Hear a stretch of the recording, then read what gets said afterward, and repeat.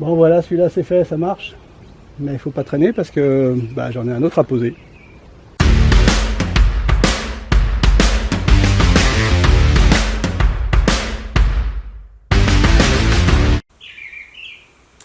Ouais, donc je viens de finir de poser une porte de garage métallique motorisée. Je l'ai acheté chez fermeturegarage.com. C'était fourni avec une notice qui est très succincte. Il n'y a pas beaucoup d'images. C'est pas évident de trouver soi-même comment on assemble tout ça. Donc j'ai filmé toutes les étapes pour que vous puissiez voir comment on s'y prend, comment se passe la mise en œuvre.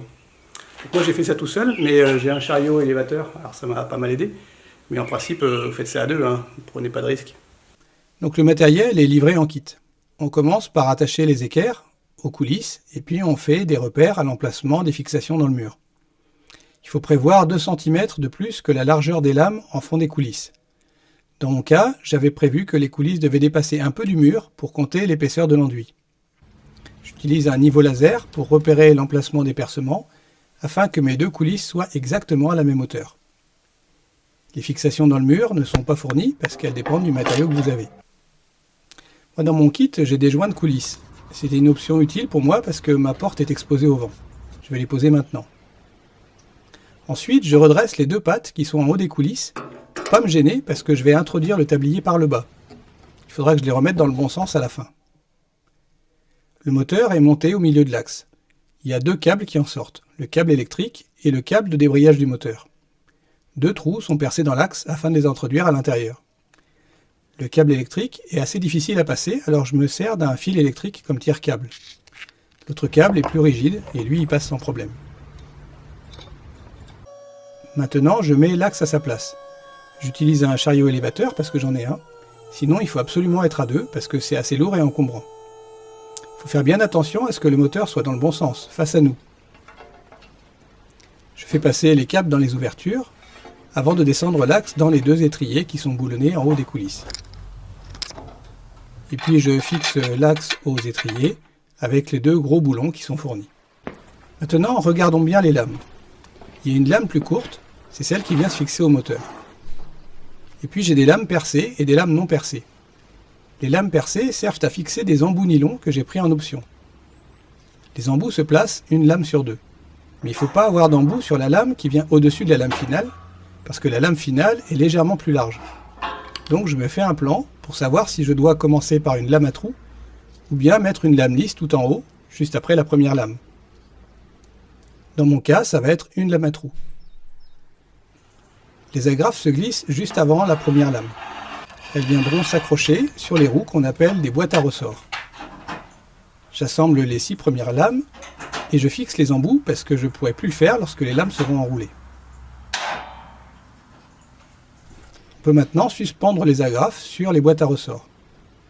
Pour le moment, on laisse les goupilles en place, le temps de glisser toutes les lames une par une. Maintenant, j'assemble la poignée du câble de débrayage du moteur et je la tourne pour débrayer. La roue du moteur est maintenant libre et je peux la positionner en face du trou de la première lame pour boulonner le moteur au tablier. Je rembraye le moteur et puis je retire les goupilles qui sont en fait des clous tordus. Il n'y a plus qu'à glisser les lames une par une et à rifter les embouts.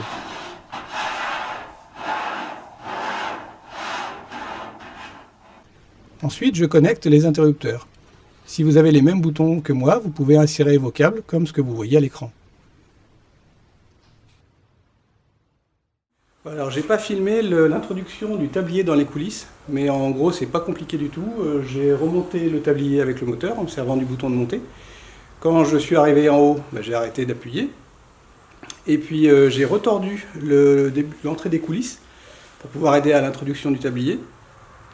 Et puis après j'ai appuyé sur le bouton bas pour redescendre tout simplement. Donc là on est au niveau du moteur. Donc là on a un petit panneau avec ici vous voyez un petit contacteur à gauche et un contacteur à droite. Et juste au-dessus on a des roues, des molettes qu'on peut tourner pour qu'elles s'approchent de la gauche ou de la droite. Donc c'est ces molettes qui vont venir toucher les contacteurs et qui vont arrêter le moteur lorsqu'on arrive en haut et quand on arrive en bas. Donc le côté droit c'est le côté qui correspond à la descente. Donc là c'est facile, il suffit de tourner la molette jusqu'à ce qu'elle touche le contacteur, puisque là mon tablier est descendu. Par contre pour la remontée évidemment, comme le tablier va être remonter, on va pouvoir accéder au panneau, donc on va tâtonner un petit peu. Donc là, ce qu'il faut savoir, c'est que plus la molette est vers la gauche, plus ça va enrouler, et plus c'est à droite, plus ça va s'arrêter tôt. Et donc, en jouant là-dessus, en tâtonnant un petit peu, on finit par trouver le bon réglage. Voilà. Voilà. Après, il n'y a plus qu'à visser la poignée de soulèvement. J'attache aussi un joint de lame finale que j'avais pris en option, et puis les arrêts qui viennent aux extrémités de la lame finale. Puis à la fin, je tartine de graisse mécanique le fond et le bord des coulisses.